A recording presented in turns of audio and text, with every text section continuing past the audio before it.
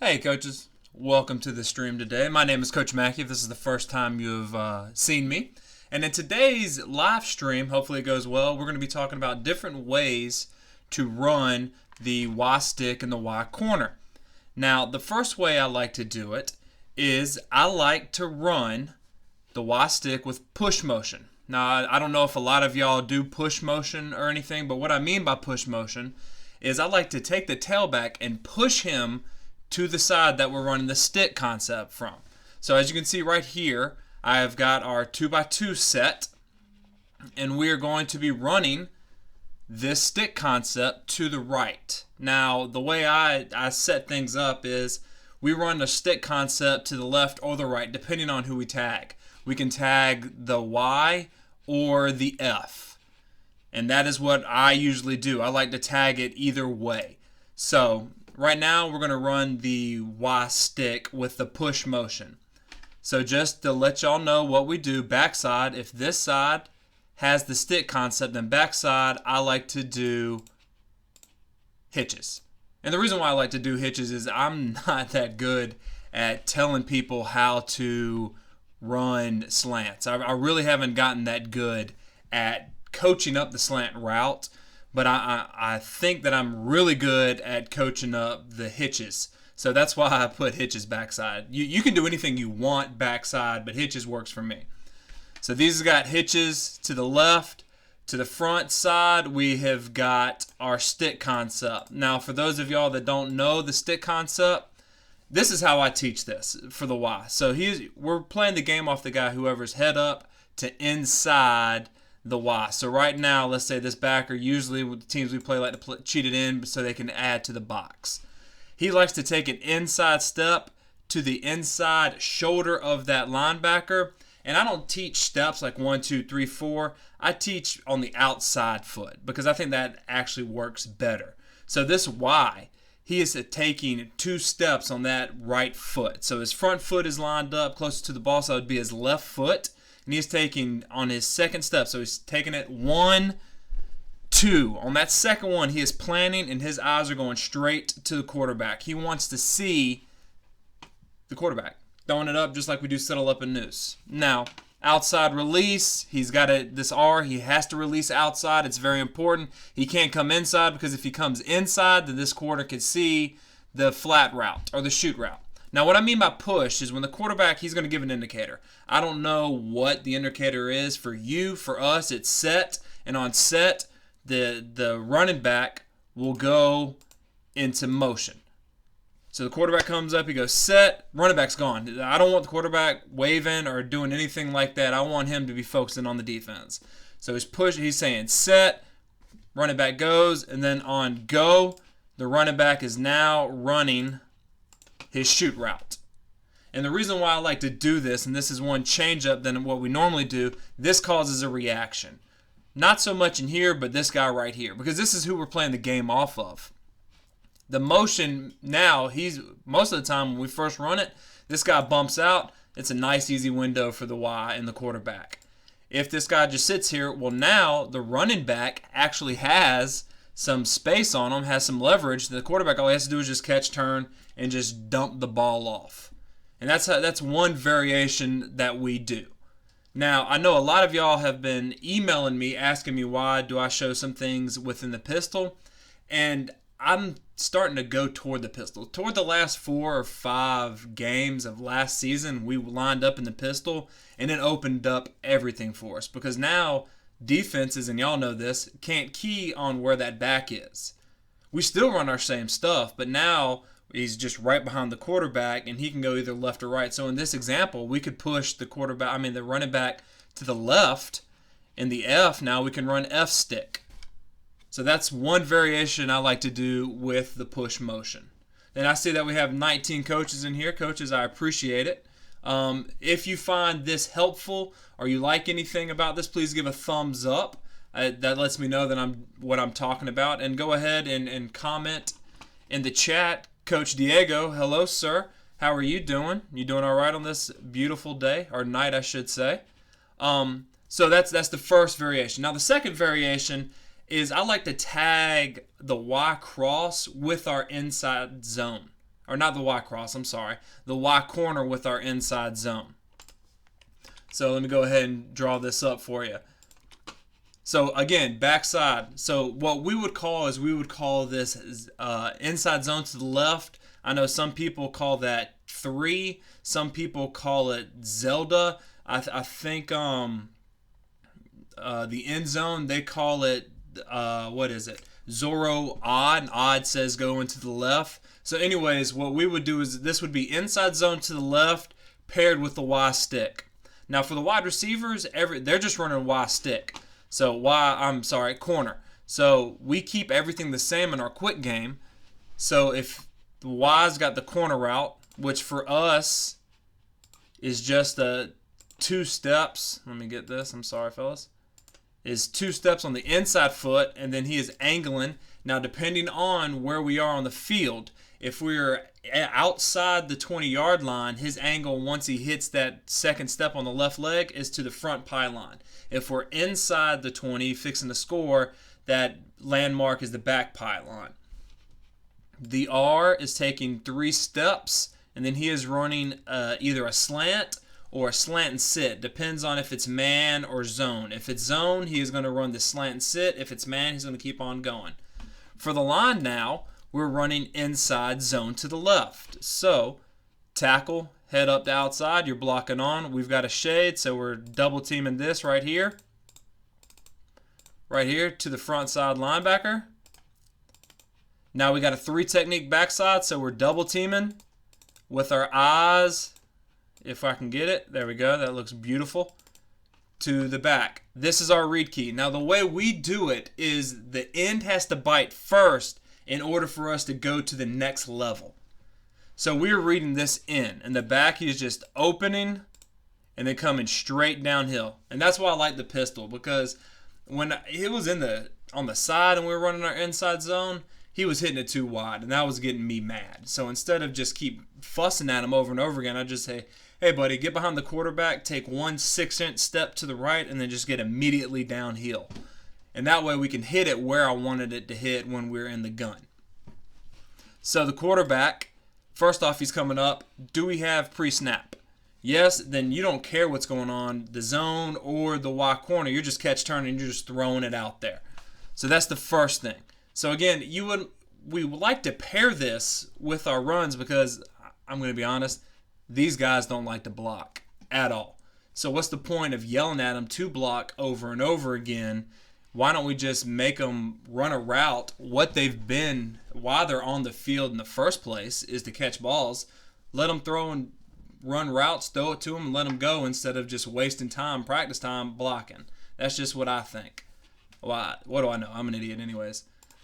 So, the end. If the end just sits there, the quarterback hands the ball off, and now we've got a decent chance of scoring. If the end pulls, then the quarterback will run, and then he is keying this guy right here. Does this guy run off? Then just he can have his choice of either running or just tossing it out there. Does this guy come up and chase the quarterback? Then just dump it off right here. And the reason why you would tag the corner route with this is if your stud is on the outside, if you want to give him the ball. Because remember, most RPOs, they go to the slots. Well, sometimes we want to get these outside receivers involved in the RPO, so this is a good changeup for us. Especially when we do have a stud right here, defenses will be worried more about him, which can open up other guys to get involved in the play. So that is the second variation of our Y corner and Y stick play. The third variation that we like to do is we actually like to go empty. We like to go empty, and we like to pair our quarterback run game out of empty with the Y stick. So when we go empty, we just call whatever our formation is. So let's say our normal formation is spread. 2x2, we just call it spread. And we want to go empty, then we would just say spread empty. And what the empty is it tells the running back he is going to the wide receiver side, the Y's side. That is the fastest way I have come up with on how to go empty without bringing someone else in. Now, y'all may have someone else, but that's what we do. All right, Coach Clay Baker, do you have any problems disciplining the running back's vision in the pistol? I've watched clinics where coaches complain about backs having a hard time reading blocks. Not really. We rep this every day in the pistol, and I can kind of understand, know what you're talking about. They're talking about the inside zone and how you really don't get that cut back. I haven't found that yet. I find actually that it works best. And the way we structure it is when we run our inside zone, I want it to hit that backside A gap and cut back. If I plan on wanting to hit it that front side A gap and then bouncing, I'll call our one back power or our guard tackle pull. And they know that, okay, I'm hitting that front side A, or I have the chance of hitting it to the front side. Zone, I want to hit it backside. Now, there will be times where when we're watching film and we're like, crap, there is that front side A gap is open, but about 80% of the time, where does the inside zone hit? Backside. So that's why we went to the pistol. Coach Antoine, hopefully I'm saying that right. I need my receivers to be good blockers. I'm really big on that. It's the difference between 12-yard runs and 52-yard runs. I agree. It's just I've found that I would rather them catch. Now, for me, blocking-wise, if they catch the ball down the field and then they just get in front of a guy, that's a block for me. That's fine. But I've noticed that when we play, and it's probably because I'm not a good coach when coaching them up on this, when we run screens out here, they get blown up really, really hard, unless this guy. I've got a decent guy. But everybody else on the outside, they're not that physical. So my thinking is, why make them that physical? Why not just have them run 4 or 5 yards down the field and turn around and catch it? It's the same thing as if I was going to throw a bubble screen and yell at them because they have to get me 5 yards. Just go ahead and put them 5 yards, turn around, and just throw the ball. I don't do mid zones. I only have 3 running plays. I have the inside zone, one back power, and the guard tackle counter.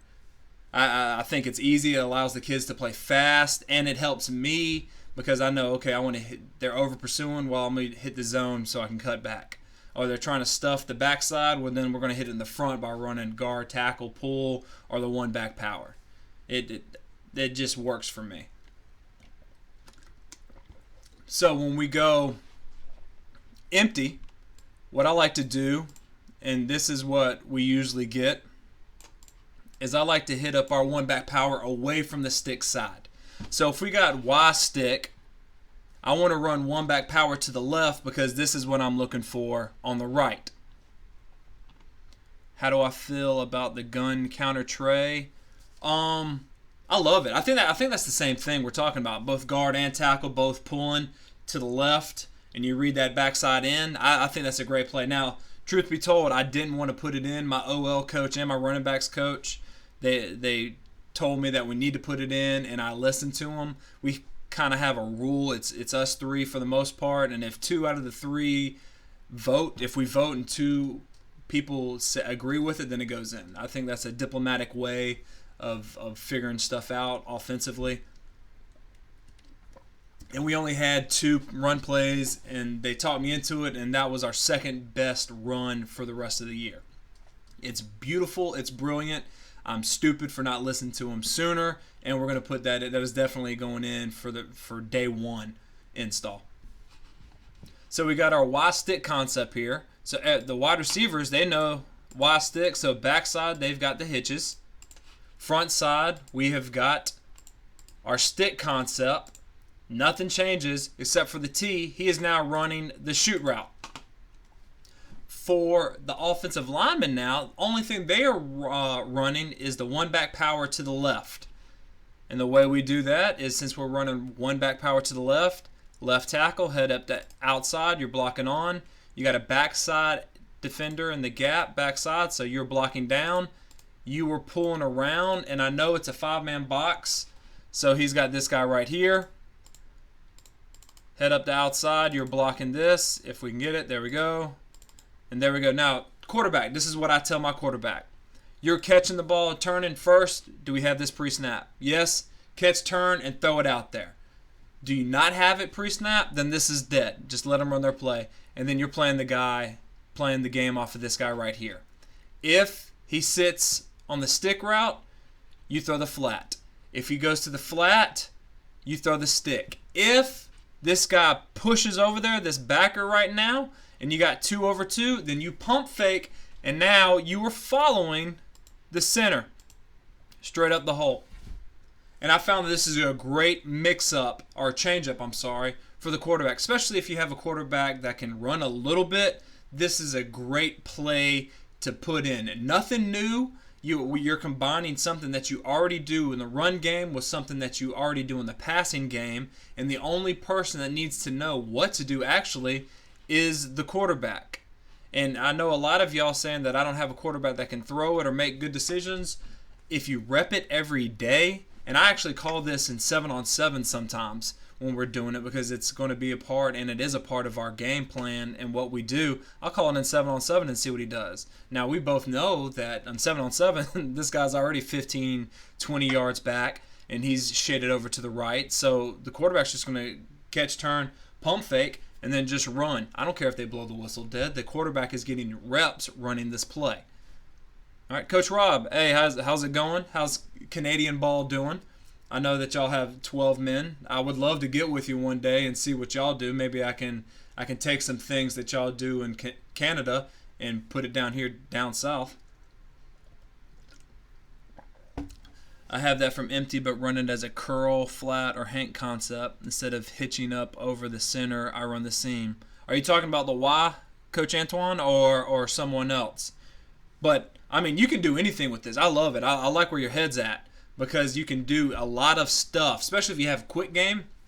You can combine your quick games with your runs, and the only thing that is different is with the quarterback. He just needs to know what to do. Coach Diego, Deshaun Watson and Clemson ran a lot of empty RPO. Yes, and that's actually where I've gotten a lot of their ideas. My head coach used to play for Clemson right as they were starting to get good, so he's got good relationships with everybody there. And we have gotten a lot of great stuff with that. Okay, I like it. So you run, is it the Y that you run on the seam or the tailback? Because that's not a bad idea right there. I might have to steal that. I'm actually going to steal that. Thank you, sir. So this is what we like to do in our empty game. And we actually have a quarterback now coming up that is a little bit more of a runner. So we're going to have to use more of these concepts to spread out the defense. Okay, all right. Well, I'm stealing that, Coach. Thank you very much. So another thing I like to do, and I've messed around with this just a little bit. Coach Gukin, I hope I'm saying that right. I'm a horrible. This is the reason why I teach math and I don't teach English. I'm gonna call you Coach Steven. Backside A-gap blitz. What do you tell the center on this pull? So are you talking about this guy right here closest to the F or the backer? The center knows that when he's pulling, he's got anybody who's in the box, first in the box. So if this backer was right here, let me get him over. If this backer was in the box and we got 2, well then he would be pulling to this front side linebacker. Since this guy is out and the center can tell he's only got 1 in the box, this is the guy he's going for. If there's 2 in the box, he's going for the front side guy, and the quarterback better know that he's throwing it right here to this F because that's where the grass is. Catch, turn, and just get it out there. Give me the 5 yards. I don't care. I will take 5 yards the entire length down the field to score. That's all I care about. I hope that answers your question. The F and the T would be hot. Yeah. See, I'm not very good at teaching hots. I'm not. I have what I like to call the oh shits. So if the quarterback sees it, he just catch, turns, and throws it. That's why I have this built-in pre-snap. Essentially, this is our hot. But for a play to go and for me to teach, okay, if this guy goes F, then you have to adjust your route to run this. I'm not very good at it, so I don't even try. I would love some advice, though. All right, so another way we do a variation, and I don't know why I didn't do this sooner. I kind of stumbled upon it. I do it in the RPO game, but not in just a straight drop back, is going 3 by 1 So I'll move everybody over. And then just tagging the stick who I want to run. So we got the F over here. We got 3x1. Most of the teams we do bring over here. And then we just call normal stick. So if we got Y stick, the Y is running the stick route. The F is running the flat. Everybody does that. But last week, I decided that when we get into 3x1, why don't I tag the F stick and have the Y run the flat? And boy, that blew the defense's minds because they're not used to it. So a variation that I'm going to start doing going into next season is going 3x1 and just tagging the F or the Y, depending on who I want to get the ball to. So if the B is more out here over the Y, then I would call F stick, and the F would run the stick route, and now the Y is running the flat route. Now, as you can tell, the F's got the inside track, so he's just catch turning, just throwing it out there. When that happened last week, I thought I should get a Nobel Prize for being the smartest man ever to play football or to coach football. Coach John wants to know, how often do you pull the center? Oh, we pull the center quite a bit, actually. And I know a lot of people are apprehensive about pulling the center. They say their guy's not fast enough. We rep it every day. Every single day, my OL coach, he's got a zone period, indie period, and then he's got a pulling period. And then we're pulling and zoning every single day because, again, we only got 3 runs. And a lot of the stuff is really simple once you drill it over and over again. So in South Carolina, we work with our guys right now since March, I think, or April. I don't know. I'm off with my days. I want to say it's March. We've gotten with our OL once a week, and we're now continuously working on the skip pulls over and over again. They actually get sick of it, and they want us to stop, but we're not. And our OL, the center, is actually getting pretty good at all he has to do is kind of just slip behind that guy and just move right on up to the next level. It's not anything dramatic or anything like that. You could call the play shown with a switch call. R runs a dig, Y runs a fade. Right now, yeah. And actually, Coach Patrick, that's what we're going to get into in a minute. A nice variation of the Y corner that does something similar to that. What are you talking about, Coach Rob, for fall or spring ball? What do you mean? So, what I like to do right here is, again, backside. L's got a hitch. Now, I've done a couple of different things with the tailback. I have, on a couple occasions, he has just stepped up and blocked. Others, he just goes with the flat route. I don't know what to do right now. I would love some thoughts from you guys. What do you like to do when you have a stick concept to the right side? What do you like to do with the tailback? In South Carolina, Coach Rob, I got you. In South Carolina, I want to say the first week of March, you can get with your guys and start kind of like installing stuff or just working with them a little bit. And what we do is we break it down. Each group, one day a week, we do something with them. So, like, I've got the quarterbacks on Tuesday, running backs Wednesday, OL Thursday, and the wide receivers are with the quarterbacks on Tuesday. So we can kind of start doing a little bit of stuff. And what I do is I go ahead and start putting in the routes and everything. So when spring ball does come up, which I think is first week of May, I should know this. It's coming up. It's about 2 or 3 weeks. By the time that comes in, I've already they should know what we're going to be putting in, so I don't have to spend that much time going over that, and we can just get right into the reps and getting reps every single day, doing the same thing over and over again. Oh, I agree, Coach. Play action, gotta love it, especially with the Y cross. So the Y cross, that's my number one play action. We play action that. The linebackers step up. If we can't hit it deep, we're throwing it right over the middle. And I like where your head's at. So again, coaches, if you're just tuning in, my name's Coach Mackey. This is my channel. I like to talk about the spread offense. If you enjoy learning about the spread offense, then please subscribe. I put something out every Saturday morning around 10:30 in the morning. If you like this and you're getting anything from it, please give me a thumbs up and please join the discussion. We've got some smart coaches in here that are going over some stuff. What I'm doing right now is I'm just going over 5 different ways. I use variations of the Y cross and the Y corner. That is our air raid quick game. That's essentially the only quick game that we do in the offense that we run.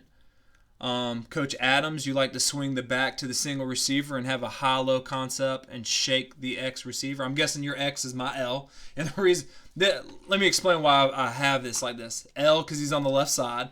R because obviously he's on the R side, the right side. The Y, that's my homage to the air raid because the Y was so important. That's the one thing that the air raid did was keep the Y to the right side. I'm curious if any of y'all keep your Y on the right side, but that's for something different. And the F is for our really fast guy. The fastest wide receiver we have, he goes to the F. So F is fast. That's how I think of it. So Coach Adams, I've done that. It's essentially the 2-man snag. I think that's what you're talking about. But I found that a lot of teams like to do this too high. And then they have this guy kind of cheated, so they've got 3 over 2, and it never works for us. But what I'm thinking about doing is going and having a screen right here and just saying, okay, quarterback, can you throw the stick? Yeah, give it to him. If not, then take 1, 2, 3 and just dump it off to the tailback and have him run a screen game. All right, so yes, Y's to the right, Texas. Nice. We did that. We kept this guy right here on the right side the last 4 games. And this is the crazy thing. He had as many yards and touchdowns in 4 games staying on the right side that he did moving around the entire year. So in my mind, I'm thinking, okay, I'm going to keep this guy on the right side and see what his stats are and how he can help us all of next year. See, I like it. I like it, Coach Adams. That's how y'all run the slip screen? Yeah, that's what I'm going to do. Do you have a way to rep that very good? Do you, I mean, I know you have the screen period, but is that something you do? Do you use 2 backs when you rep it, or is it just 1 and then you're the coach and you make the quarterback decide? That's the one problem I have with the screens, either ors. I want to rep the piss out of it, but I really don't know good drills. If you could send me a drill, I would be in your debt. All right. So, and the last way that I like to run, or a different variation of the Y corner, is, and I got this from Clemson actually, is you run it as a fade with the Y. So the corner is he is running normal. Y corner is 4 steps, running the corner like that. R is taking 3 steps and then running the slant. But I think they called this fade, or the 9 route, something like that. I can't really recall, but what they did I thought was genius, and it made me go, why haven't I thought of that? And I've seen this some on film with Baylor and everything, is they would have this guy run a fade over. He was aiming for the nearest shoulder of that corner, and then he was just running straight up the field. So now he has got this area. He winds up in the same spot as he would if he was running the corner route, but now he's just released outside and is running the fade. And all the R does is he still runs his 3-step sit and slant. And the tailback is still running his shoot route. Now backside, they are still running their hitches. Nothing changes. The only thing that changes is for the Y, and he is running a fade now instead of the corner. Again, nothing changes for the quarterback either. Quarterback's looking at this pre-snap. Does he have any one of these? Yes, he's catch, turn, and throwing it. If not, he's coming back here, and he's still, safety is inside the Y, so he's high-low in the corner. If the corner jumps on the flat, then he's just throwing this ball right here. If the corner bails, then he's just throwing the flat. And Clemson said they like to run this inside the 20, especially to their big receiver, Williams. I think that's who is. Yeah, I'm an idiot. It is Williams. So they would run this with Williams and just throw it up their back corner of the end zone. Either he's making the play or it's going out of bounds. So that's something we're going to be putting in this spring, and I'm looking forward to it. So there you have it, coaches. Those are the 5 different variations we have that we run with the Y corner and the Y stick. If y'all have anything, I would love to hear from y'all. I love this community. I've gotten some great ideas from you guys, and I appreciate you emailing me and twittering me with ideas. If you don't already, please follow me on Twitter. I'm at Coach Mackey Jr. McKiejr, and y'all know how to spell coach, obviously. If you haven't already, please subscribe. Again, I put something out every Saturday at 10:30 Eastern Time in the morning. And exciting news, I'm about 95% sure I have another live stream set up for this Friday coming up at around 6 with a coach that runs the run and shoot. I know, it's like getting a unicorn. I'm super excited about that. I'm going to be asking him a bunch of questions on the run and shoot.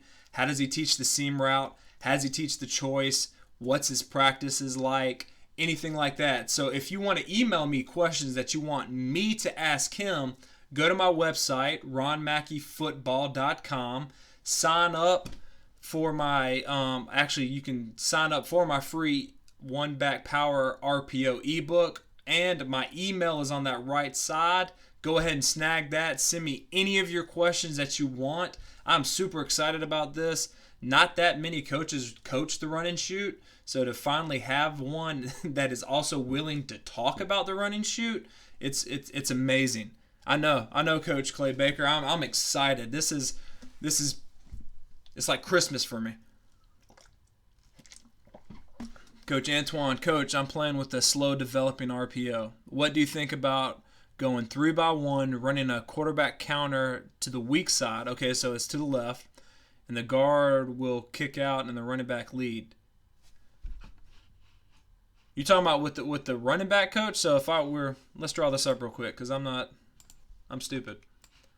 So we got 3-by-1. All right, so you're going to be running cornerback counter. So who are you pulling? Are you pulling the guard and the tackle? Or what? Coach Diego, coaches, we have a lot of kids who watch a lot of NFL and have a lot of trouble to catch and throw. Any suggested drills? Yes. Settle up a noose. I don't know if you know what that is. What essentially is, let's say that these backers are cones or trash cans. So you have trash cans, have them spread about 5 yards apart. Have all your wide receivers on one side. Have your quarterback right here. The quarterback just hits the ball, takes 5 steps. He's dropping back. This is about 50%. He's dropping back. 1, 2, 3, 4, 5. 5 steps. He's planting. While the quarterback is doing that, the wide receivers are working on their releases. So I have my guys, we always want to release outside. So they're going to be going outside, inside, outside, dipping and ripping, and then they're just jogging in place. Just jogging in place, 50% till they get to the other trash can. Then they're putting their foot in the ground and then stepping forward and just showing hands. And and it's called settle up because the guys are settling up in that void, and noose because they're making a noose with their hands and they're showing it to the quarterback. Just like this. And the quarterback, you can have him. What I like to do is I like to go through whatever my progressions are for the routes that we're doing for that day. So let's say we're going over the Y cross. So the wide receivers are going across, 50%, planting, throwing their hands.